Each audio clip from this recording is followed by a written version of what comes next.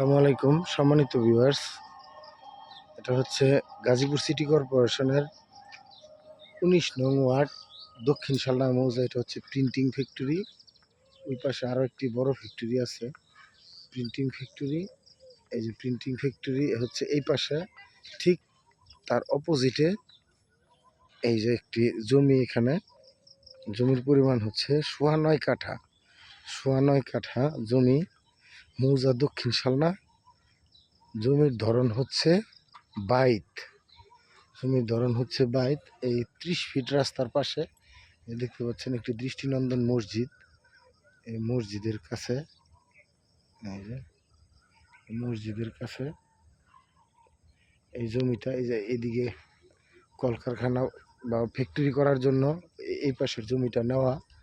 এই পাশের এই জমিটাই বিক্রি করা হবে। এখানে জমির পরিমাণ হচ্ছে ৯.৫%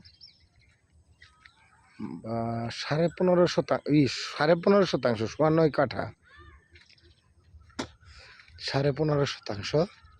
এই জমিটা, এই যে বিদ্যুতের খুঁটিটা দেখতে পাচ্ছেন এইখানে, এই যে বাউন্ডারি করা, এই বাউন্ডারি থেকে ওই যে ওই পাশে একটি বাউন্ডারি, এই যে বাউন্ডারি দেখা যাচ্ছে এখান থেকে, ওই হচ্ছে আপনার প্রিন্টিং ফ্যাক্টরির ওয়াল। আর এই পাশে হচ্ছে রাস্তার এই পাশে হচ্ছে এই জমিটা, জমিতে বালি ভরাট করা। জমির পরিমাণ হচ্ছে ৯.৫ কাঠা। এটা হচ্ছে গাজীপুর সিটি কর্পোরেশনের ১৯ নং ওয়ার্ড।